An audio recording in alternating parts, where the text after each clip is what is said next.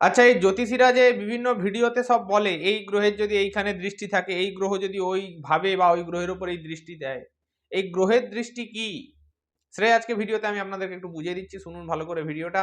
সর্বপ্রথম আমাদেরকে গ্রহদের দুটি গ্রুপে ভাগ করতে হবে, ইনার প্ল্যানেট এবং আউটার প্ল্যানেট। ইনার প্ল্যানেট বা আন্তঃগ্রহ হচ্ছে সেই সমস্ত গ্রহ যারা পৃথিবী থেকে সূর্যের দিকে থাকে, অর্থাৎ রবি, চন্দ্র, বুধ, শুক্র।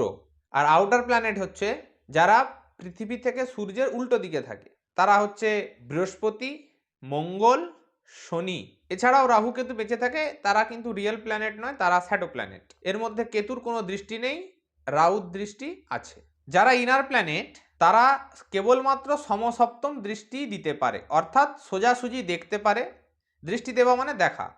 তারা যেই ঘরে বসবে কেবলমাত্র তার উল্টো দিকের ঘরকে সোজা দৃষ্টি, সমসপ্তম দৃষ্টির মাধ্যমেই দেখতে পারে। কেতুর কোনো দৃষ্টি থাকে না, কেতু কাউকে দেখতে পারে না। আর যারা আউটার প্ল্যানেট আছে তারাও কিন্তু সমসপ্তম দৃষ্টি দিতে পারে। সমসপ্তম দৃষ্টিটা সবাই দিতে পারে, অর্থাৎ সোজাসুজিভাবে উল্টো দিকের ঘরটাকে সব গ্রহেই দেখতে পারে কেতু বাদ দিয়ে। কিন্তু যারা আউটার প্ল্যানেট তাদের এই সমসপ্তম দৃষ্টি ছাড়াও আরও এক্সট্রা দৃষ্টি থাকে। যেমন সর্বপ্রথম মঙ্গলের সমসপ্তম দৃষ্টি আছে, তাছাড়াও মঙ্গল যেখানে বসবে সেখান থেকে অ্যান্টি ক্লকওয়াইজ 4th এবং 8th হাউসেও দৃষ্টি দিতে পারে। বৃহস্পতিও একটি আউটার প্ল্যানেট, তারও সমসপ্তম দৃষ্টি রয়েছে এবং সমসপ্তম দৃষ্টি ছাড়াও বৃহস্পতি যেখানে বসবে সেইখান থেকে অ্যান্টি ক্লকওয়াইজ 5th এবং 9th হাউসে আরও এক্সট্রা দৃষ্টি দিতে পারে।